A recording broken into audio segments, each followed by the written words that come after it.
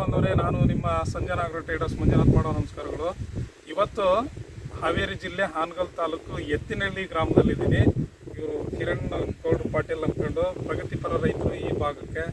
ಇವರು ಅವ್ರ ಸ್ನೇಹಿತರು, ಆದರೆ ಹಿರಿಯರು. ನಿಮ್ಮ ಹೆಸರು ಹೇಳಿ ಸರ್? ಚನ್ನಬಸನಗೌಡ ಪಾಟೀಲ್ ಅವರ ಸಹೋದರರು. ಸೊ ನಾನು ಈ ಭಾಗದಲ್ಲಿ ಯಾಕೆ ಅಂತಂದರೆ, ಇವರು ಅಂದರೆ ಯೂಟ್ಯೂಬ್ ಚಾನಲ್ ನೋಡ್ಕೊಂಡ್ಬಿಟ್ಟು ನನ್ನ ಪರಿಚಯ ಮಾಡ್ಕೊಂಡು ಬಂದರು. ನಿಜವಾಗ್ಲೂ ಭಾಳಷ್ಟು ಜನಗಳು ಕರಿತಾ ಇದ್ರು, ನನಗೆ ಟೈಮ್ ಸಿಗ್ತಾಯಿಲ್ಲ, ಬರಲಿಲ್ಲ. ಈಗ ಯಾಕೆ ಇಲ್ಲಿಗೆ ಸಡನ್ನಾಗಿ ಬಂದೆ ಅಂತಂದರೆ, ಒಂದು ಈ ಭಾಗದಲ್ಲಿ ನಾನು ಒಂದ್ಸರಿ ಈ ಕಡೆ ಭೇಟಿ ನೀಡಿಲ್ಲ. ಎರಡನೇದು ಇವರೇ ಮಾಡಿ ಹಾಕಿದ್ದಾರೆ ವಿಡಿಯೋ. ಬೆಳಗ್ಗೆ ನಾನು ನೋಡಿ ಕೂಡಲೇ ಬಂದೇನೆ, ನೀವಂತೂ ಬರಂಗಿಲ್ಲಪ್ಪ, ನೋಡ್ರಿ ಹಿಂಗೆ ಸ್ಥಿತಿಗತಿ ಅದಾವು, ಇದಕ್ಕೆ ಏನು ಮಾಡ್ಬೇಕು, ಅಟ್ಲೀಸ್ಟ್ ಹಿಂಗೆ ಮಾಡಕತ್ತೇವೆ ಅಂತ. ಈಗ ನಮ್ದು ಹೆಂಗಂದ್ರೆ, ಅತಿ ಹೆಚ್ಚು ರೈತರು ಯಾರು ನಮ್ಮನ್ನು ಲೈಕ್ ಮಾಡ್ತಾರೆ, ಪ್ರೀತಿ ಮಾಡ್ತಾರೆ, ನಮ್ಮಿಂದ ಅವರಿಗೆ ಒಂದು ರಾಗಿ ಕಾಳಷ್ಟು ಯಾವುದೇ ರೀತಿ ತೊಂದರೆಗಳಾಗಲಿ ಅಥವಾ ನಮ್ಮಿಂದ ಸೇವೆ ಮಿಸ್ ಆಗಬಾರ್ದು. ಆ ಉದ್ದೇಶಕ್ಕೋಸ್ಕರ ನಾನು ಅಂಗಡಿ ಬಾಗಿಲು ಹಾಕ್ಕೊಂಡು ಇಲ್ಲಿಗೆ ಡೈರೆಕ್ಟಾಗಿ ಬಂದಿದ್ದೀನಿ. ಹೋಟೆಲ್ರಿ ಈಗ ಎಷ್ಟು ತಿಂಗಳು ಶುಂಠಿ ಇದೆ? ಈಗ ಇದು ಕರೆಕ್ಟ್ ನಾಳೆ 3ನೇ ತಾರೀಕು ಬಂದ್ರೆ ಹಾಕದಿಂದ ಹಿಡಿದ್ರೆ 4 ತಿಂಗಳು ಆಕೈತಿ. ಇದು ಫುಡ್ ಲೆಕ್ಕ ತಗೊಂಡ್ರೆ 2.5 ತಿಂಗಳು ಬೇಡ, ಮ್ಯಾಕ್ಸಿಮಮ್ ಒಂದು 3 ತಿಂಗಳು ನಾವು 3 ತಿಂಗಳು ಅಷ್ಟು ಬಿಟ್ರೆ ಮತ್ತೆ ಏನಿಲ್ಲ. ಎಷ್ಟು ಔಷಧಿ ಸಿಂಪಡಣೆ ಮಾಡಿದ್ದೀನಿ? ಹೆಚ್ಚು ಕಮ್ಮಿ ಅಂದ್ರೆ ಈಗ 3 ಔಷಧಿ ಅದಾವೆ. 3 ಔಷಧಿ ಆಗಿರುತ್ತೆ. ನಮ್ಮನ್ನ ಹೆಂಗೆ ಸಂಪರ್ಕ ಮಾಡಿದ್ರಿ? ನಾವು ಯೂಟ್ಯೂಬ್ನಾಗ ನೋಡಿದ್ವಿ ರೀ. ನಾವೊಂದು ಸ್ವಲ್ಪ ಯೂಟ್ಯೂಬ್ ನೋಡೋದು ಚಟ ಭಾಳ ರೀ. ಯಾವ ಔಷಧಿ ಹೆಂಗೆ ಏನು ಸ್ವಲ್ಪ ಸರ್ಚ್ ಮಾಡ್ಕೊಂತಿದ್ವಿ. ನಿಮ್ಮದು ನೋಡಿದ್ವಿ. ವರ್ಷ ಏನೋ ಇಲ್ಲ ಅಂದ್ರು 2 ಟೈಮ್ ನಾನು ಡ್ರಿಚ್ ಮಾಡ್ತಿದ್ವಿ. ಫಸ್ಟ್ ಶುಂಠಿ ಯಾವಾಗ ಹುಡ್ತು ಶಿವಸಿ ಹಾಕೊಂಡು 2 ಟೈಮ್ ಡ್ರಿಂಚ್ ಮಾಡ್ತಿದ್ವಿ. ಡ್ರಿಂಚ್ ಮಾಡಿದ್ರು ಹೋದ ವರ್ಷ ಪ್ಲಾಟ್ ನಂದು ಗದ್ದು. ನಿಮ್ದು ಡ್ರಿಂಚ್ ಯಾಕೆ ಮಾಡ್ಬೇಕು? 1000 ಮಂದಿ ಹೇಳ್ತಾರಲ್ಲ, ಎಷ್ಟು ನೀವು ತುಂಬ ಹಾಳು ಮಾಡ್ಕೊಳಕ ನೀವು ಹಂಗಿಂತ ನೀವು ಅಂದಿದ್ದು ಕೇಳಿದೆ. ತಡಿ ಹಂಗಾರ ನೋಡೋಣ, ಇವ್ರು ಯಾಕೆ ಟೆಕ್ನಿಕಲ್ ನಾಗಿ ವಿಚಾರ ಮಾಡ್ತಾರೋ ಹಂಗಾರಂತ ನಿಮ್ಮನ್ನು ಭೇಟಿ ಆಯ್ತು. ನೀವು ಫಸ್ಟ್ ನಾನು ಶುಂಠಿ ಯಾವಾಗ ಹುಡ್ತು ಒಂದು ಔಷಧಿನ ಹೊಡೆದಿಲ್ಲ. ಇವ್ರು ಏನು ಹೇಳ್ತಾರೋ ಅದರ ಪ್ರಕಾರ ಮಾಡೋಣ. ದೇವಣ್ಣನು ಇಲ್ಲೇ ಬಾಜಿನ ಹಾಕಿರ್ತಲ್ಲ, ಹಿಂಗೆ ಹೋಗೋಣ ಬಾಂಡ್ರಿ ಆ ತಡಿ ಅಂತ 2 ಮಂದಿನೂ ಬಂದು ನಿಮ್ಮ ಹತ್ರ ಫಸ್ಟ್ ಇದನ್ನು ಮಾಡಿದ್ವಿ. ಅವತ್ತಿಂದ ಡ್ರಿಂಚ್ ಹಾಕೊಂಡು ಕೊಟ್ರಿ ನನಗೆ ಔಷಧಿನ. ಫಸ್ಟ್ ಗೊಬ್ಬರ ಕೊಟ್ರಿ, ಡ್ರಿಂಚ್ ಅಲ್ಲಪ್ಪ ಇದು 19 ಹಾಕಿ ನೀನು, ಇದು ಗ್ರಾನ್ಯುವಲ್ ಮೇನ್ ಇರೋದು, ಗೊಬ್ಬರದ ಮೇನ್ ಅಲ್ಲ ಇದನ್ನಂತ ಕೊಟ್ರಿ. ಅದೇ ಪ್ರಕಾರ ಮಾಡ್ಕೊಂತ ಬಂದೆ. ಹೆಚ್ಚು ಕಮ್ಮಿ 3 ಗೊಬ್ಬರ ಲೆಕ್ಕ. ಡ್ರಿಂಚಿಂದ ಅಂದ್ರೆ ಹೆಚ್ಚಿಗೆ ನಾವು ಒಂದು ಟೈಮ್ 1 ಎಕರೆಕ್ಕೆ 3 ಚೀಲ ಗೊಬ್ಬರ ಸುಲ್ತಿದ್ರಿ ಫಸ್ಟ್. ಈ ವರ್ಷ ಒಂದು ಟೈಮು ಕೊಟ್ಟಲ್ಲ. ಆ ಟೈಪ್ ಅದನ್ನ ಭಾಗ ಮಾಡ್ತಿದ್ರಿ ನೀವು. ಇದು ಟೈಪ್ ಹಾಕ ಇದನ್ನ ಮಾಡೋ ಅಂತ ಅದೇ ಪ್ರಕಾರ ಬಂದ್ವಿ. ಈಗ ಏನು ಅತಿ ಜೋರ್ ಮಳೆ ಹಿಡಿತಲ್ರಿ, ಈಗ ಹೆಚ್ಚು ಕಮ್ಮಿ ಅಂದ್ರೆ ಒಂದು 15 ದಿನ ಆತ. ಈಗ ನಾವು ಅಲ್ಲಿ ಬಂದಿಲ್ಲ ಔಷಧಿಗೆ. ಮಳೆ ಹಿಡಿದಕ್ಕ ಔಷಧಿನೂ ತಗೊಬಂದ್ರು ಹೊಡ್ಯಕ್ಕೂ ಆಗೋದಿಲ್ಲ. ತಡಿಯಂದು ಒಂದು ಟಾಟಾ ಮಾಸ್ಟರ್ಗೆ ನಾವು ಕೊಡಾಕತ್ತೀವಿ. ಮತ್ತು ಒಳ್ಳೆ ನಾನು ಅದಕ್ಕೆ ಬೇಜಾರಾತ, ಇದನ್ನು ಹೊಡ್ಯಾಕತ್ತೀವಿ ಯಾಕೆ ಇಷ್ಟೊತ್ತಾದ್ರು ಮನ್ಯಾಗ ಬರ್ತೇವಿ ಅಂದ್ರು ಬರಲಿಲ್ಲ ಅಂತ ಒಂದು ನಂಗೆ ಕುತ್ಕೊಂಡು ನಾನು ನೀರು ಇದ್ರೆ ಡ್ರಮ್ ತುಂಬಿಸಿ ಅಂತ ಒಂದು ವಿಡಿಯೋ ಮಾಡಿ ನಿಮಗೆ ಬಿಟ್ಟಿರ್ತೇನೆ. ವಿಡಿಯೋ ನೋಡ್ಬಿಟ್ಲೆ ನಾನು ಮನಸ್ಸು ತಡಿಲಿಲ್ಲ ನನಗೆ. ನೋಡ್ರಿ, ಯಾಕೆ ನಾನು ಡ್ರಿಂಚ್ ಮಾಡಿಸಲ್ಲ ಅಂದರೆ, ಇವತ್ತಿನ ವಾತಾವರಣದಲ್ಲಿ ಒಂದು ಡ್ರಮ್ ಔಷಧಿಗೆ ಡ್ರಿಂಚ್ ಮಾಡೋಕೆ ಬಂದರೆ 2,000-3,000 ಬೇಕು ನಾವು. ಅದೇ ನೀವು ಒಂದು 5,000 ರೂಪಾಯಿ ತೊಗೊಂಡ್ಬಿಟ್ರೆ ಗ್ರಾನ್ಯೂಲ್ ಸಮೇತ ತೊಗೊಂಡ್ಬರ್ತೀರಿ. ಬೇಡ ಒಂದು 7-8 ಸಾವಿರ ರೂಪಾಯಿಗೆ ನಿಮಗೆ ಒಂದು ಸತಿ ಗೊಬ್ಬರ ಹಾಕಷ್ಟೇ ಸಿಕ್ಬಿಡ್ತದೆ. ಆ ದುಡ್ಡಲ್ಲಿ ಗೊಬ್ಬರನೇ ಹಾಕ್ಬೋದು. ಡ್ರಿಂಚ್ ಮಾಡಿದ್ರೆ 8 ದಿನ ಮಟ್ಟ ಕೆಪಾಸಿಟಿ, ಗೊಬ್ಬರ ಹಾಕಿದ್ರೆ 15-20 ದಿನಗಳ ಕೆಪಾಸಿಟಿ ಇರ್ತದೆ. ಅದಕ್ಕೆ ರೈತರು ಏನಪ್ಪ, ನಾನು ಇಷ್ಟು ಟೆಕ್ನಾಲಜಿ ತಿಳ್ಕೊಂಡು ಟೆಕ್ನಿಕಲ್ ಓದ್ಕೊಂಡು ಡಿಗ್ರಿ ಕಾಲೇಜಲ್ಲಿ ಪಾಠ ಮಾಡಿ ಈ ಫೀಲ್ಡಿಗೆ ಬಂದು ಸಾಧನೆ ನಮ್ದು ಏನಪ್ಪ ಅಂತಂದ್ರೆ, ಅತಿ ಕಡಿಮೆ ರೇಟಲ್ಲಿ ಕಡಿಮೆ ಶ್ರಮ ಹಾಕಿ ಹೆಚ್ಚು ಇಳುವರಿ ಬೆಳಿಬೇಕು ರೈತ. ನಾವು ಪಡ್ಕೊಂಡಿರೋ ಜ್ಞಾನ ಸಾರ್ಥಕಾಗ್ತದೆ. ಈ ಎಲ್ಲರೂ ಪ್ರತಿಯೊಬ್ಬರು 100 ನೀವು ಯೂಟ್ಯೂಬ್ ಚಾನಲ್ 100 ಜನ ನೀವು ಏನು MPhil ಮಾಡಿದಾಗಿರ್ಬೋದು, PhD ಮಾಡಿದಾಗ ಯಾರ ಕೇಳಿ ಡ್ರಿಂಚ್ ಮಾಡಕ್ಕಿಸ್ತಾರೆ. ನಾನು ಯಾಕಂದ್ರೆ ಒಬ್ಬ ರೈತನ ಮಗ ಆಗಿರೋದ್ರಿಂದ ರೈತನ ಕಷ್ಟ ಏನಂತ ನನಗೆ ಭಾಳ ಚೆನ್ನಾಗಿ ಗೊತ್ತು ನನಗೆ. ಯಾಕಂದ್ರೆ ನಾವು ಇದನ್ನೆಲ್ಲ ಬೆನ್ನಿಗೆ ನಾನು ಹಿಂಗೆ ಕಡೆಗೆ ಔಷಧಿ ಕೊಡ್ದಾನೆ ನಾನೆಲ್ಲ ಏನು ಮಾಡಿದ್ರೆ ರೈತರಿಗೆ ಅನುಕೂಲ ಆಗ್ತದೆ. ಇವನ್ನೆಲ್ಲ ಮಾಡಿದ್ರೆ ಒಂದು ಆರ್ಥಿಕ ಪರಿಸ್ಥಿತಿ ಉಳಿತಾನೆ ರೈತ, ಇನ್ನೊಂದು ಅವ್ನ ಶ್ರಮ ಕಡಿಮೆ ಆಗ್ತದೆ ಡ್ರಿಂಚ್ ಮಾಡೋದ್ರಿಂದ. ಈಗ ನಿಮಗೆ ಭಾಳಷ್ಟು ಜನ ಡ್ರಿಂಚ್ ಮಾಡಬೇಡ್ರಿ ಅಂತಂದ್ರು ನನ್ನ ಹತ್ರ ಬಂದು ಅವರಿಗೆ ನನ್ನ ಬಗ್ಗೆ ಕಾನ್ಫಿಡೆನ್ಸ್ ಇಲ್ಲ. ನೋಡ್ರಿ, ಕರೆಕ್ಟ್ ಹೇಳ್ತೀನಿ, ನನ್ನ ಬಗ್ಗೆ ನಂಬಿಕೆನೇ ಇಲ್ಲ. ನೀವು ನಂಬಿಕೆ ಮಾಡಿರೋದು ಕೆಲವೊಬ್ರು ಮಾಡಿದಾವೆಲ್ಲ ಹಿಂಗೆ ಇದಾವೆ. ಆದರೂ ಕೆಲವೊಬ್ರು 5-6 ವರ್ಷ ಹಾಕಿರ್ತದ್ರಲ್ಲಿ ಇವ್ರ ಹೇಗೆ ಅಂದ್ರೆ ಅಂತ ಡ್ರಿಂಚ್ ಮಾಡಿದಾರೆ. ಡ್ರಿಂಚ್ ಮಾಡಿ ಆಮೇಲೆ ಅವರು ಕೂಡ ಈ ಹೊಲಗಳದವಲ್ಲ ಕೈ ಹಾಕಿದ್ರೆ ಹೋಗಲ್ಲ. ಈಗ ಆಮೇಲೆ ತೋರ್ಸೋಣ, ಕೈ ಹಾಕಿದ್ರೆ ಹೋಗಲ್ಲ. ಹಿಂಗೆ ಯಾವಾಗ ಆದವಲ್ಲ ಮತ್ತೆ ಒಡೆ ಬರಕತ್ತಾರ ನನ್ನ ಹತ್ರ ಅಂದ್ರೆ ನನ್ನ ಕಾನ್ಸೆಪ್ಟ್ ಸಕ್ಸಸ್ ಆಯ್ತು ಅವ್ರದ್ದು ಮತ್ತೇನಾಯ್ತು ಫೇಲ್ಯೂರ್ ಆಯ್ತು ಅಂತ ಅದ್ರ ಅರ್ಥ. ಅಲ್ಲ ಹಿಂದೆ 2 ವರ್ಷ ಡ್ರಿಂಕ್ಸ್ ಮಾಡಿಬಿಟ್ರಿ ಕಂಡಲ್ಲ ನಾವು ಡ್ರಿಂಕ್ಸ್ ಮಾಡಬಾರ್ದು.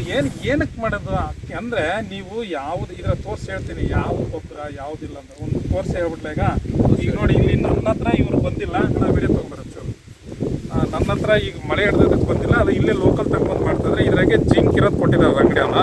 ಓಕೆ, ನೆಕ್ಸ್ಟ್ ಇದ್ರಾಗೆ ಸಿಲಿಕಾನ್ ಇರೋದು ಕೊಟ್ಟಿದ್ದಾನೆ.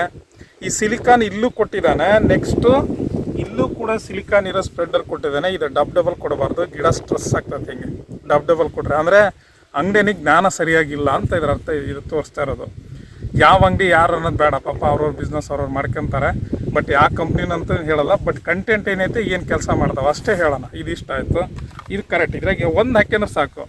ನೋಡಿ ಇನ್ನೊಂದು ರೈತರು ಮರಳು ಇರ್ತಕ್ಕಂತಹ ಪ್ರದೇಶ ಏನಿರ್ತತ್ತಲ್ಲ ಅಲ್ಲಿ ಆ ಸಿಲಿಕಾನ್ ಅಂದರೆ ಮರಳಲ್ಲಿ ಇರ್ತಕ್ಕಂಥ ಒರಿಜಿನಲ್ ವಸ್ತುನೇ ಸಿಲಿಕಾನ್. ಆ ಸಿಲಿಕಾನ್ ನಾವು ಅದ್ರಾಗಿದ್ದಾಗ ಸಿಲಿಕಾನ್ ಗಮ್ ಬೇಕಾದ್ರೆ ಯೂಸ್ ಮಾಡಿ, ಒಳ್ಳೇದಿದು. ಎಲ್ಲ ಗಮ್ಗಿಂತನೂ ಸಿಲಿಕಾನ್ ಗಮ್ಮು ಭಾಳ ಒಳ್ಳೇದು. ಇದ್ರ ಬಗ್ಗೆ ಪಾಠ ಮಾಡಿದ್ರೆ ಸಿಲಿಕಾನ್ ಬಗ್ಗೆ ವರ್ಷಗಟ್ಟಲೆ ನಾವು ಪಾಠ ಮಾಡ್ಬೋದು. ಈ ಮೊಬೈಲ್ ಚಿಪ್ ಐತಲ್ಲ ಸಿಲಿಕಾನ್ ಇದನ್ನೇ ಮಾಡಿರ್ತಾರೆ, ಆ ಮೆಮೊರಿ ಚಿಪ್ ಅವನ್ನೆಲ್ಲ. ಸಿಲಿಕಾನ್ ಅಷ್ಟು ಅಡ್ವಾಂಟೇಜ್ ಇದೆ, ಇದು ಒಳ್ಳೆ ಮಟೀರಿಯಲ್ ಇದು. ಹಂಗಾಗಿ ಮರಳಿನ ನೆಲಗಳಿಗೆ ಇದು ಯಾಕಪ್ಪ ನ್ಯೂಟ್ರಿಯೆಂಟ್ಸ್ ಬೇಕಿದ್ದು, ರೈತನಿಗೆ ಲಾಸ್ ಆಗ್ತಿದೆ.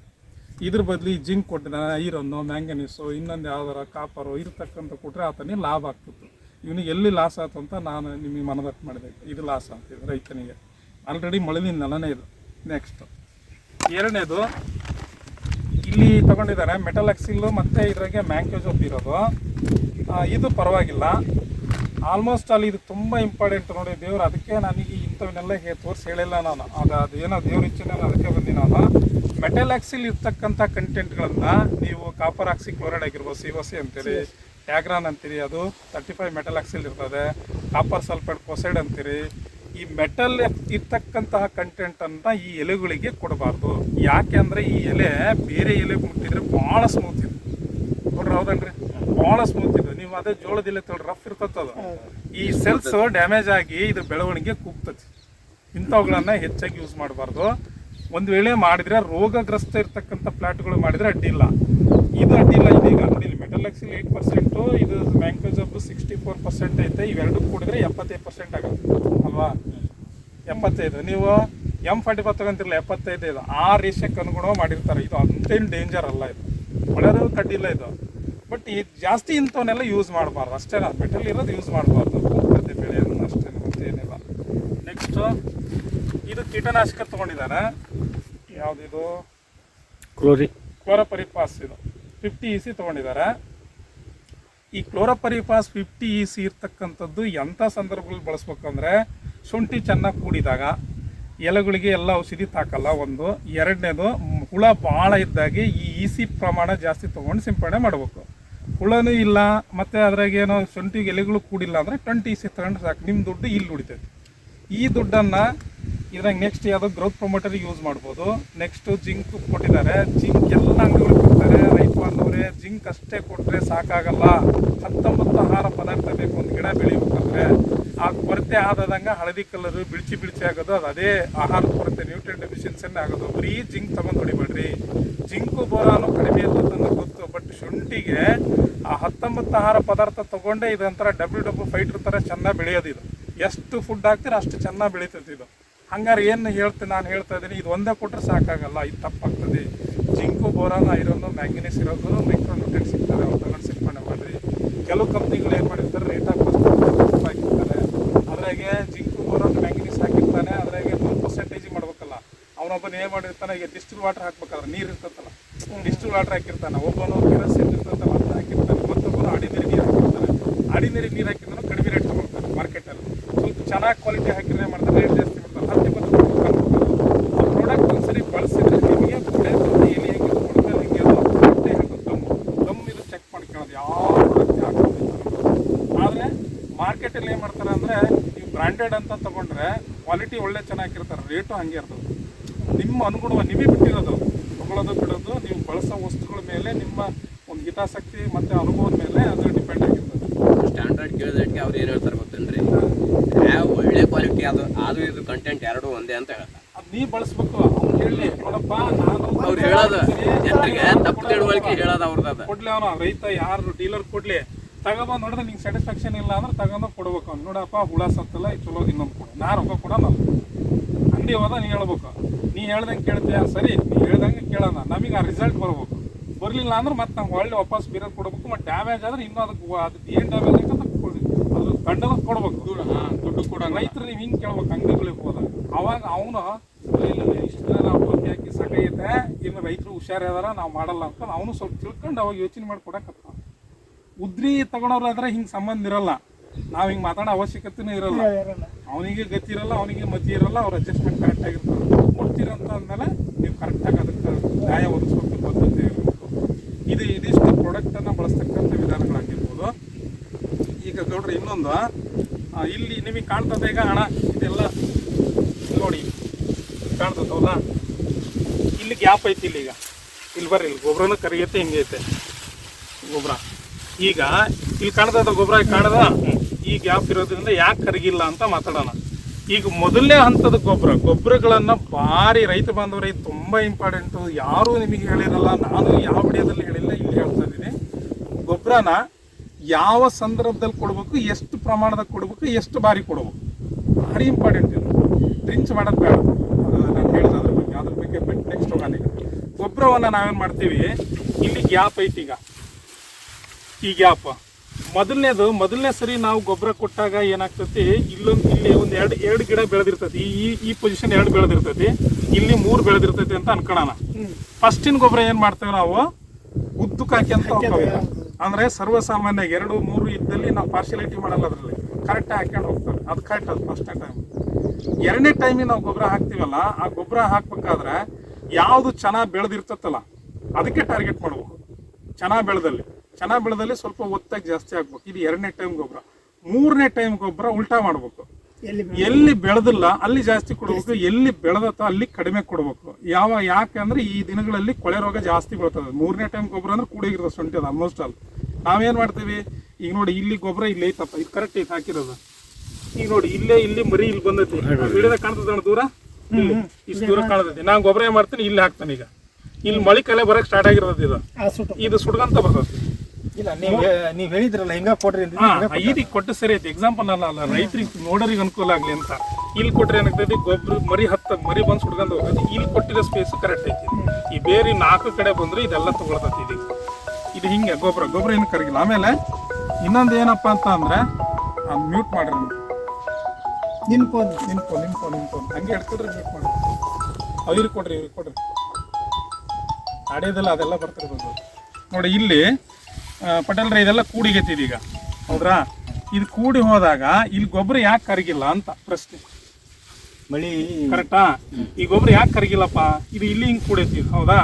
ಇಲ್ಲಿ ಗೊಬ್ಬರ ಕರಗೈತಿ. ಇಲ್ಲಿ ವಿಡಿಯೋದಾಗ ಕಾಣ್ತದ್ರ, ಇಲ್ಲಿ ಗೊಬ್ಬರ ಹಾಕಿದ್ ಕರಗೈತೆ, ಇಲ್ಲಿ ಕರಗಿಲ್ಲ. ಕಾಣ್ತದ್ರ? ಡಿಫ್ರೆನ್ಸ್ ಏನಪ್ಪಾ ಅಂದ್ರೆ ಹಿಂಗೈತಿ ಇದು, ಹೌದಾ? ನಾನೇನು ಮಾಡಿದ್ವಿ, ನ್ಯಾಚುರಲ್ ಹಿಂಗೈತೆ. ಮಳೆ ನೀರು ಹಿಂಗೆ ಸ್ಟ್ರೈಟಾಗಿ ಬೀಳ್ತೈತಿ. ಹಿಂಗೆ ನೇರವಾಗಿ ಬಿದ್ದಾಗ ಇಲ್ಲಿ ಗ್ಯಾಪ್ ಐತಿ, ಅಂದ್ರೆ ಇದು ಕುಡಿಲೈತಿ. ಇಲ್ಲಿ ನೇರವಾಗಿ ಬಿದ್ದೈತಿ, ಇಲ್ಲಿ ಕರಗೈತಿ. ಇಲ್ಲಿ ಏನಾಗೈತಿ, ಇಲ್ಲಿ ಬೆಳ್ಕೊಂಬಿಡತ್ತೆ. ಇಲ್ಲಿ ಆ ಮಳೆ ನೀರು ಸರಿಯಾಗಿ ಬೀಳ್ತಲ್ಲ, ಹೆಂಗ್ ಬೀಳ್ತೈತಿ, ಈ ಎಲ್ಲಿಂದ ಇಲ್ಲಿ ಹಿಂಗೆ ಬೆಳಕತ್ತೈತಿ, ಹಿಂಗೆ ಛತ್ರಿ ಥರ ಬೀಳ್ತೈತಿ. ಅವಾಗ ಏನಾಯ್ತು, ಆ ಗೊಬ್ಬರ ಕರಗಲ್ಲ. ಅದೇ ಗೊಬ್ಬರನ ಇದು ಬೆಳೆದತ್ತಲ್ಲ, ನೆಕ್ಸ್ಟ್ ಸತಿ ನಾನು ಹಾಕ್ಬೇಕಾದ್ರೆ ಹೇಳೋದು, ಇದು ಹಿಂಗಿದ್ದ ನಾವು ಎಲ್ಲದನ್ನೂ ಸೈಂಟಿಫಿಕ್ ಮಾಡೋಕ್ಕಾಗಲ್ಲ. ನಾಲೆಡ್ಜ್ ಅಪ್ಪ, ಹಿಂಗೆ ಮಾಡಿದ್ರೆ ಹಿಂಗೆ ಹಾಕತಿ ಅಂತ. ಸೊ ಈ ಗೊಬ್ಬರ ಹಾಕ್ತಕ್ಕಂಥ ವಿಧಾನಗಳು 1ನೇ ಗೊತ್ತಾಯ್ತು, 2ನೇ ಗೊತ್ತಾಯ್ತು, 3ನೇ ಗೊತ್ತಾಯ್ತು. ಈ ವಿಡಿಯೋದ ಮೇನ್ ನಾನು ಹೇಳ್ಬೇಕಾಗಿರೋದು ಇದಕ್ಕೋಸ್ಕರ ಬಂದಿರೋದು. ಗೊಬ್ಬರಗಳನ್ನು ಯಾವ್ಯಾವ ಕೊಡಬೇಕು, ಎಷ್ಟೆಷ್ಟು ಪ್ರಮಾಣದ ಕೊಡ್ಬೇಕು ಅಂದರೆ ಇದು ನಮಗೆ ಹೇಳ್ತೈತಿ.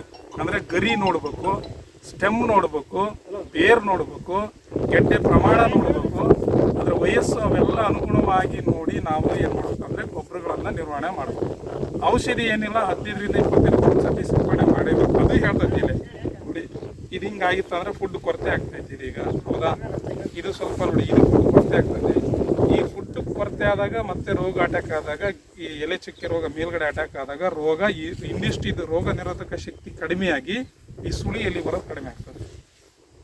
ಈ ಸುಳಿಯಲ್ಲಿ ನೋಡಿ, ಈ ಎಲೆ ಚೆನ್ನಾಗಿ ಆರೋಗ್ಯ ಇರೋದು, ಇದೆಲ್ಲ ಚೆನ್ನಾಗೈತಿ. ಬಾಟಮ್ ವರೆಗೆ ನೋಡಿದ್ರೆ ಇದು ಸುಳಿ ಚೆನ್ನಾಗೈತೆ. ಯಾವುದರ ನ್ಯೂಟ್ರಿಯೆಂಟ್ಸ್ ಕೊರತೆ ಆಗಿರ್ತದೆ, ಆಹಾರದ ಕೊರತೆ, ಯಾವುದರಲ್ಲಿ ರೋಗದ ಶಕಗಳಿರ್ತವೆ ಅದ್ರ ಬೆಳವಣಿಗೆನೂ ಕುಂಠಿತ ಆಗ್ತದೆ. ಸೊ ಇದು ಆಮೇಲೆ ಇನ್ನೊಂದು, ಯಾವ ರೈತರು ಕೂಡ ಶಿಲೀಂಧ್ರನಾಶಕವನ್ನೇ ಡಬಲ್ ಕೊಡ್ತಕ್ಕಂಥದ್ದಾಗಲಿ, ಕೀಟನಾಶಕವನ್ನು ಡಬಲ್ ಕೊಡ್ತಕ್ಕಂಥದ್ದಾಗಲಿ, ಎರಡೆರಡು, ಈಗ ಒಂದು ಕಡೆ ಕಾರ್ಬನ್ಡೈಜಿಯಮ್ ಕೊಡೋದು, ಇನ್ನೊಂದು ಟೈಮು ಮ್ಯಾಂಕೋಜಬ್ಬು 70 ಅರ್ಧ kg ಕೊಡೋದು ಮಾಡಿದರೆ ಆ ಡೀಲರಿಗೆ ನಾಲೆಡ್ಜ್ ಇಲ್ಲ ಅಂತ ಅರ್ಥ. ಕೀಟನಾಶಕ ಯಾವ್ದಾದ್ರು ಕೊಡಲಿ ಒಂದು ಕೊಡಲಿ, ಶಿಲೀಂಧ್ರನಾಶಕ ಯಾವ್ದಾದ್ರು ಕೊಡಲಿ ಒಂದು ಕೊಡಲಿ. ಈಗೇನು ಹೇಳಿದ್ನಲ್ಲ, ಈಗ ನಿಮ್ಮ ತಲೆಯಲ್ಲಿ M45 ಔಷಧಿ, ವೆಕಾಲೆಕ್ಸ್ ಔಷಧಿ ಅಂದರೆ ಬ್ರ್ಯಾಂಡ್ ನಾನು ಹೇಳೋದು, ಬ್ರ್ಯಾಂಡ್ ಯಾವ ಹೇಳೋದು ನಿಮಗೆ ಮರದಟ್ಟಾಗಲಿ ಅಂತ. ಇನ್ನು ಉಳಿದವು ಎಲ್ಲವೂ ಗೊಬ್ಬರನೇ. ಯಾವುದೇ ಟಾನಿಕ್ ಕೊಡಲಿ, ಯಾವುದೇ ಮೈಕ್ರೋನ್ಯೂಟ್ರಿಯೆಂಟ್ ಕೊಡಲಿ, ಎಲ್ಲ ಗೊಬ್ಬರನೇ. ನಾವೇನು ಮಾಡ್ತೀವಿ, ಗೊಬ್ಬರಗಳನ್ನು ಮೇಲ್ಗಡೆ ಸಿಂಪಡಣೆ ಮಾಡಿ ಕೊಡ್ತೀವಲ್ಲ ಟಾನಿಕ್ ಅಂತ, 2 ರಿಂದ 3 ml ಪ್ರತಿ ಲೀಟ್ರ್ ನೀರಿಗೆ ಕೆಪಾಸಿಟಿ ಇರ್ತದೆ. ಈ ಎಲೆ ತಡ್ಕೊಳ್ಳೋದು ಅಷ್ಟೇ ಇದು, ಅದ್ರ ಮೇಲೆ ಹಾಕಿದ್ರೆ ತಡ್ಕೊಳ್ಳಲ್ಲ ಇದು, ಆ ಹೊಟ್ಟೆ ಮೇಲೆ ಬರಲಿರ್ತಾರೆ ಬೇಡ. ನನ್ನ ಅನುಭವ ಹೇಳೋದು, 5 ml ಹಾಕಿದ್ರು ಒಂದು ವೇಳೆ ತಡ್ಕೊಳ್ತಾ ಟೆಂಪ್ರೇಚರ್ ಏನಾದರೂ 30 ಡಿಗ್ರಿ ಮೇಲೆ ಇತ್ತು ಅಂದರೆ 5 ml 1 ಲೀಟ್ರ್ ಹಾಕಿ ಸುಡೋದು. ಈ ವಾತಾವರಣದಲ್ಲಿ ನೀವು 5 ml ಹಾಕಿ ಹೊಡೆದ್ರೆ ಇದು ನಡೀತದೆ. ಇಷ್ಟು ಜ್ಞಾನ ಇರ್ಬೇಕು ಕೂಡ ನಿಮಗೆ, ಅದು ಪರಿಸ್ಥಿತಿ ಹೆಂಗಿರುತ್ತೆ ಇವೆಲ್ಲ ಅನುಭವ ಆಗಿದೆ. ನಾನು ಇವತ್ತು ಏನೇ ಮಾತಾಡ್ತಿದ್ರು ಅನುಭವದಿಂದನೇ ಮಾತಾಡೋದು. ಆಮೇಲೆ ಕೆಳಗಡೆ ಏನು ಮಾಡ್ತೀವಿ, ಗೊಬ್ಬರನ ಕೊಡ್ತೀವಿ, ಅವೇ ಗೊಬ್ಬರನೇ ಕೆಳಗಡೆ ಕೊಡ್ಬೇಕು. ಕೆಳಗಡೆ ಕೊಟ್ಟರೆ ಭಾಳ ಲಾಂಗ್ ಬರ್ತದೆ, ಮೇಲ್ಗಡೆ ಕೊಟ್ಟರೆ 8 ದಿನ ಮಟ್ಟ ಇರ್ಬೇಕು. ಮತ್ತೇನಾದರೂ ಕೊಟ್ಟರೆ ಕೇಳಿದೆ ಇಷ್ಟು ಮಾಹಿತಿ ಸಿಕ್ತಂತ ಅನ್ಕೊಳ್ತೀನಿ. ನಿಮ್ಮ ಎಕ್ಸ್ಪೀರಿಯನ್ಸ್ ಹೇಳಿ.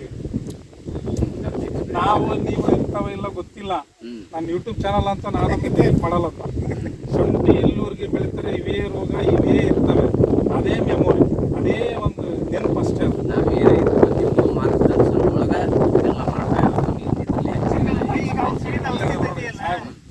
ಸಾಹೇಬ್ರು ಬಂದಾಗ ಪ್ರಶ್ನೆ ಮಾಡೋದು ಇದೆಲ್ಲ ಕೇಳಿ ನಿಮ್ಮ ಥರನೇ ಸೇಮ್ ರಾಜ ಅಂತ ಇನ್ನೊಬ್ರು ಎತ್ಕೊಳ್ಳೈತಲ್ಲ, ಅವರು ಹಿಂಗೆ ನಿಮ್ಮ ಥರನೇ ನಾಲೆಡ್ಜ್ ಇರೋ ಪರ್ಸನ್ನು ಬೇಕಾದಷ್ಟು ಮಾಡಿದ್ದಾರೆ. ನೋಡಿದ್ಮೇಲೆ ನಮ್ಗೆ ಬಂದು ಇವಾಗ ಶಕ್ತಿ ನಿಮ್ಗೆ ಹಿಂಗೆ ಇದಕ್ಕಿಂತ ಸ್ವಲ್ಪ ಚೆನ್ನಾಗೈತೆ ಅಂತ ತಡ್ಡಿಲ್ಲ, ಬಟ್ ನಾನು ನೋಡಿಲ್ಲ ಅಲ್ಲಿ.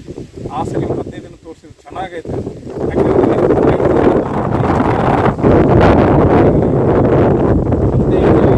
ಕೈ ಹಾಕಿ ಬರಲ್ಲ ಅಂತ ನಾನು ಹೇಳಿದೆ. ಇವರೇ ಕೈ ಹಾಕಿದ್ರೆ ಬರಲ್ಲ ಹಿಂಗೆ ಬೆಳ್ಳು ಹಾಕಿದ್ರೆ ಇವೆಲ್ಲ ಹಿಡ್ಕೊಂತವೆ. ಹಿಂಗೆ ಬೆಳ್ಳು ಹಾಕಿದ್ರೆ ಹಿಂಗೆ ಹಿಡ್ಕೊಂತವೆ. ಈ ಶುಂಠಿ ಅಷ್ಟೇ ಚೆನ್ನಾಗಿ ಕೊಡ್ಕೊಬೇಕು. ಮತ್ತು ಇನ್ನೊಂದ್ಸರಿ ನೆಕ್ಸ್ಟ್ ಇಯರ್ ಲಾಂಗ್ ಹಾಕಿ ಇದು ಮಣ್ಣು ಹಾಕ್ರಿ ಕೊಡ್ರಿ. ಇದು ಬಿಳಿ ಬಿಳಿ ಬಿಳಿ ಎಲ್ಲ ಕಾಣ್ತಾ ಐತೆ ನೋಡಿ. ಇಲ್ಲಿ ರೈತ ಬಾಂಧವ್ರೆ ಮಣ್ಣು ಹಾಕಕ್ಕಾದ್ರೆ ಈ ಬಿಳಿ ಭಾಗ ಕಾಣ್ತಾ ಇರ್ತದೆ. ಇಲ್ಲಿ ಕಾಣುತ್ತಾ ಬಿಳಿ. ನೆಕ್ಸ್ಟ್ ಇಲ್ಲಿ ಕಾಣುತ್ತೆ ನೋಡಿ, ಇಲ್ಲಿ ಕಾಣತ್ರ ವಿಡಿಯೋದಾಗ ಮೇನ್ ರೈತರಿಗೆ ಗೊತ್ತಾಗಬೇಕು. ಇಲ್ಲಿ ಇದೇನು ಹೇಳ್ತೈತಿ, ಇದು ಮಣ್ಣು ಹಾಕು, ನಾ ಇನ್ನೊಂದು ಚಿಪ್ ತಗೊಂಡು ಮೇಲ್ಗಡೆ ಬರ್ತೀನಿ ಅಂತ ಹೇಳ್ತೈತೆ. ಆಮೇಲೆ ಇಲ್ಲಿ ಹೇಳ್ತೀನಿ, ಈಗ ಇಲ್ಲಿ ನೋಡಿ ಇವೆಲ್ಲ ಹತ್ತತ್ರ ಬಂದ್ಬಿಟ್ಟವ. ಈಗ ಇದು ಮೇಲ್ಗಡೆ ಬಂದೈತಿ ಈಗ, ಹೌದಾ? ಹಂಗಾರೆ ಈಗ ಹಿಡಿದು ಪಾಯಿಂಟ್ ಹತ್ತತ್ರ ಬಂದಾಗ ಮೇಲ್ಗಡೆ ಹಿಂಗೆ ಚಿಪ್ ಮೇಲೆ ಚಿಪ್ ಬರ್ತದೆ. ಈ ಶುಂಠಿ ಒಳ್ಳೇದ, 2-3 ಇದ್ರು ದೂರ ಬರ್ತದೆ. ಇಲ್ಲೊಂದು ಹಿಂಗೆ ಬರ್ತದಲ್ಲ, ಅದು ಒಳ್ಳೇದು. ಕರೆಕ್ಟ್, ಅದು ಒಳ್ಳೇದು ನಮಗೆ. ಅದು ಸ್ಟ್ರೆಂತ್ ಹಿಂಗೆ ಯಾವ ದೊಡ್ಡಸಿರ್ತದಲ್ಲ, ಈ ಸ್ಟ್ರೆಂತಲ್ಲಿ ಬಂತು ಅಂದರೆ ಅದ್ರ ಬುಡನೂ ಹಿಂಗೆ ಐತೆ ಅಂತ ಅರ್ಥ. ಯಾವುದು ಈ ಸ್ಟ್ರೆಂತಲ್ಲಿ ಬರ್ತಾ ಇತ್ತು ಅದ್ರದ್ದು ಟಿಲ್ಲರ್ ಅಂತೀವಲ್ಲ, ಅದು ಕವಲು, ಅದ್ರ ಬುಡಗಡೆ ಕೆಳಗಡೆ ಹಂಗೆ ಇರ್ತದೆ ಅಂತ ಅರ್ಥ. ಚಿಪ್ ಬಂತು ಅಂದ್ರೆ ಹತ್ತತ್ರ ಮೇಲ್ಗಡೆ ಬರ್ತೈತಿ, ಅದು ಕೆಳಗೆ ಹಳ್ಕೊಂಬೇಕು ನಾವು ಹೇಳೋದು. ಇದು ನಮ್ಮ ಇಬ್ಬರ ಕೈಗಿರಲ್ಲ, ಅದಕ್ಕೆ ಎಲ್ಲಿ ಆಸ್ಪತ್ರೆ ಸಿಗ್ತದ ಅದು ಬೆಳಕಂತ ಹೋಗ್ತದೆ. ಇಲ್ಲಿ ಮೇಲೆ ಬಂದಿಲ್ಲ, ಇದೆಲ್ಲ ಸೈಡಿಗೆಲ್ಲ ಹೋಗೈತಿ. ನಮಗೆ ಏನಾಗ್ತೈತಿ, ಇಳುವರಿಗೇನು ಹೊಡ್ತಾ ಆಗಲ್ಲ, ಮೇಲ್ ಬಂದ್ರು ತಗೊಳ್ತೈತಿ. ಮೇಲ್ ಬಂದ್ರೆ ಏನ್ ಡಿಫೆಕ್ಟ್ ಆಗ್ತದೆ ಅಂದ್ರೆ ಸರಿಯಾದ ಟೈಮಿಗೆ ಮಣ್ಣು ಹಾಕಕ್ಕಾಗಲ್ಲ, ಅಲ್ಲಿ ಅದು ಸ್ವಲ್ಪ ಬೆಳವಣಿಗೆ ಕುಂಠಿತ ಆಗ್ತದೆ. ಇಲ್ಲ ಸ್ಟೆಮ್ ಬರೋದು ಏನಾದ್ರು ಅಟ್ಯಾಕ್ ಆಗ್ತದೆ, ರೋಗ ಅಟ್ಯಾಕ್ ಆಗ್ತದೆ. ಕೆಳಗಡೆನೆ ಹಳ್ಕೊಂಡ್ಬಿಟ್ರೆ ಲಕ್ ಅದು ಒಳ್ಳೆ ಶುಂಠಿ, ರೋಗಕ್ಕೂ ತಡ್ಕೊಳ್ತದೆ, ಎಲ್ಲದಕ್ಕೂ ತಡ್ಕೊಳ್ತದೆ. ಇದು ಹಿಂಗ್ ಮ್ಯಾಲ ಬರಕ್ಕೂ ಕಾರಣ ಅಂದ್ರೆ ಇಲ್ಲಿ ಹತ್ರ ಆಗಿದ್ದಕ್ಕೆ ಮ್ಯಾಲ ಬಂದ್ಬಿಡತ್ತ ಅಂತ ನನಗೆ. ಹತ್ರ ಅಂದ್ರೆ ಅವ್ರ ಹತ್ತತ್ರ ಸ್ಪೇಸ್ ಹೆಂಗ್ ಹಾಕ್ಬೇಕಂತ ನಾನು ಹೇಳಿದೆ, ಸ್ಪೇಸ್ ಕೊಡ್ಬೇಕು. ಸ್ವಲ್ಪ ದೂರ ಡಿಫ್ರೆನ್ಸ್ ಇರ್ಬೇಕು, 2-3 ಹಾಕಿರ್ತಾರೆ. ಆಮೇಲೆ ಕೆಲವು ಸತಿ ಮುಖಗಳನ್ನ ಹಾಕ್ಬೇಕಾದ್ರೂ ಕೆಳಮುಖ ಅದು ಹಳ್ಕಣಂಗ್ ಹಾಕ್ಬೇಕು. ಮೇಲ್ಮುಖದಲ್ಲಿ ಹಿಂಗಿಟ್ಬಿಟ್ರೆ ಬೀಜ ಅದು ಸಹಿತ ಆಗ್ತದೆ, ಅಷ್ಟು ಒಳಮುಖ ನೋಡಿದ್ರೆ. ಬಟ್ ಸುಮ್ಮನೆ ಒಂದು ನಾರ್ಮಲ್ ಮಾತಾಡೋದಾದ್ರೆ ಇದು ಒಳ್ಳೇದು, ಇದು ಹಿಂಗೆ ಅಂತ ತಿಳ್ಕೊಬೋದು. ಲಾಸ್ಟ್ ಓವರ್ ಏನು ಹೇಳ್ತೀರಪ್ಪ ಕೊನೆಯದಾಗಿ ನಮ್ಮ ಬಗ್ಗೆ? ಏನಿಲ್ರಿ, ಇನ್ನು ಮುಂದೆ ಏನೈತಿ ಇದಕ್ಕೆ ಕೊನೆಯದಾಗಿ ಮನಸ್ಪೂರ್ವಕ ಹೇಳ್ರಿ. ಆಮೇಲೆ ರೈತ ಬಾಂಧವ್ರು ಇನ್ನೊಂದು, ಸಂಜನಾ ಆಗ್ರೋ ಟ್ರೇಡರ್ಸ್ ಮಾಲೀಕನು ನಾನು, ಮತ್ತೆ ಕನ್ಸಲ್ಟೆನ್ಸಿ ಮಾಡ್ತಕ್ಕಂಥ ಮಂಜುನಾಥ್ ಇರಲ್ಲ ಅವರೇ ನಾನು. ನನ್ನ ಹೆಸರು ಹೇಳ್ಕೊಂಡು ಭಾಳ ಜನ ಮಿಸ್ಯೂಸ್ ಮಾಡ್ತಾ ಇದ್ದಾರೆ. ನನ್ನ ಫೋನ್ ನಂಬರ್ ಅದ್ರ ಹಾಕಿರ್ತೀನಿ, ಡೈರೆಕ್ಟಾಗಿ ನನಗೆ ಕಾಂಟ್ಯಾಕ್ಟ್ ಮಾಡಿ. ನಮ್ಮದೇ ಕಂಪ್ನಿ ಅಂದ್ಕೊಂಡು ಇದೇ ಔಷಧಿ ಸಂಜನಾ ಆಗ್ತಾರೆ ಅಂದ್ಕೊಂಡು ಬೇರೆ ರೈತರಿಗೆಲ್ಲ ಕೊಟ್ಟು ನಂಗೆ ಕಿವಿ ಬಂದು ಬಿದ್ದಿದ್ದಾವೆ. ಬಟ್ ನಾ ಕಣ್ಣಾರೆ ನೋಡಿಲ್ಲ. ನೋಡಿ ಗೆದ್ದೆತ್ತಿನ ಬಾಲ ಹಿಡ್ಕೊಂಡು ಹೋಗೋದಂದ್ರೆ ಇದು ನೋಡ್ರಿ ಭಾಳ ಬೇಜಾರಾಗಿ ಹೇಳ್ತದ್ರಿ ಎಲ್ಲೂ ಯಾವುದೇ ಹೇಳಿಲ್ಲ. ಗೆದ್ದೆತ್ತಿನ ಬಾಲ ಹಿಡ್ಕೊಂಡು ಅಲ್ಲಿ ಈಗ ಹೇಳೇದೇನೈತ್ರಿ, ನಾವು 4-5 ವರ್ಷ ಸೊಂಟಿ ಹಾಕೈತಿ, ಈ ತರ ಸೊಂಟಿ ಹಿಂಗ್ 3-3.5 ತಿಂಗಳಿಗೆ ಈ ತರ ಸೊಂಟಿ ನಾವು ನೋಡಿ 3.5 ಅಲ್ಲ, ಇದು ಕರೆಕ್ಟ್ ನಮ್ದಾಗ 2.5 ತಿಂಗಳು ಲೆಕ್ಕ ಇದೆ. ನೋಡಿಲ್ಲ. ಯಾಕಂದ್ರೆ ಹಿಂದಿನ ಸಲ ಅಂದ್ರೆ ಇಬ್ರು ಕುಡಿಯೋ ಮಾಡ್ತಾ ಇದ್ವಿ, ಈ ಸಲ ಇಲ್ಲಿ ಜಾಗ ಇಲ್ಲ ಅಂದಕ್ಕೆ ನಾ ಅಲ್ಲಿ ಮಾಡ್ಯಾನಿ ಇವ್ ಇಲ್ಲಿ ಮಾಡ್ಯಾನ. ವರ್ಷ ಮಾಡ್ತಿದ್ವಿ, 2 ಸಲ ಡ್ರಿಂಕ್ಸ್ ಮಾಡ್ತಿದ್ವಿ, ಅವ್ರು ಹೇಳ್ದಂಗೆ ಗೊಬ್ಬರ ಹಾಕ್ತಿದ್ವಿ. ಔಷಧಿ ಅಂತೂ ಇಷ್ಟೊಳಗ 4-5 ಸಲ ಔಷಧಿ ಆಗೋದು. ಈ ಸಲ ನಿಮ್ಮ ಔಷಧಿ ನೋಡಿ ಈಗ ಹೊಡೆಯದ 3 ಸಲ ಔಷಧಿ ಹೊಡೆದವಿ, 3ನೇ ಸಲ ಗೊಬ್ಬರ ಹಾಕಿದ್ದೀವಿ. ಮತ್ತೆ ಈ ತರ ಸೊಂಟಿ ಬಂದೈತಿ ಅಂದ್ರೆ ಮತ್ತೆ ಇನ್ನೂ ಏನ್ ಹೇಳಂತದೈತಿ. ನಾವು ನಮ್ಮ ಬಗ್ಗೆ ರಿಸಲ್ಟ್ ಆಯ್ತಲ್ಲ, ಬಟ್ ಒಂದಿಬ್ರು ಜನ ಹಂಗೆ ಹೇಳಿದ್ರು, ಸರ್ ನಿಮ್ಮ ಹೆಸರು ಹೇಳ್ಕೊಂಡು ಒಂದು ಔಷಧಿ ಕೊಟ್ರಿ, ಮೊನ್ನೆ ತಗೊಂಡು ಬಿಡ್ತೀವಿ ನಾವು. ನನಗೆ ಬೇಜಾರಾಗ್ಬಿಡ್ತು, ಏನಪ್ಪ ಗೆದ್ದೆತ್ತಿ ಮೇಲೆ ಹಿಡ್ಕೊಂಡು ಭಾಳ ಜನ ಬದುಕ್ತಾರಲ್ಲ ಅಂತಾರೆ. ಭಾಳ ಜನ ಆಗಿದ್ದಾರೆ. ಯೂಟ್ಯೂಬ್ ಚಾನಲ್ಲು ನೋಡ್ತಾರೆ, ನಮ್ಮದೇ ಆದ ಯೂಟ್ಯೂಬ್ ಚಾನಲ್ಲು ನಮ್ಮ ಓನರ್ ಅನ್ಕೊಂಡು ನನ್ನ ಮಿಸ್ಯೂಸ್ ಮಾಡ್ತಾ ಇದ್ದಾರೆ. ಅಂತ ರೈತರಿಗೆ ಆಗ್ಬಾರ್ದು. ನನ್ನ ನಂಬರ್ ಅದಕ್ಕೆ ಪ್ರತಿಯೊಂದಿದ್ರೆ ಹಾಕ್ತೀನಿ, ನಂಬರ್ ಹಾಕಿರ್ತೀನಿ ನಾನು. ನಾವ್ ಇಲ್ದಾಗ ಹೆಂಗ್ ಮಾಡ್ತಾ ಇದಾರೆ ಪಾಪ, ಅವ್ರು ಹೊಟ್ಟೆಪಾಡಿ ಮಾಡ್ತಾರೆ, ಮಾಡ್ಕೊಳ್ಳಿ ಬೇಡ ಅನ್ನಲ್ಲ. ಆದ್ರೆ ರೈತರಿಗೆ ನಾವು ನಾಲೆಡ್ಜ್ ಇರೋರೇ ಹೆದರ್ತವೆ.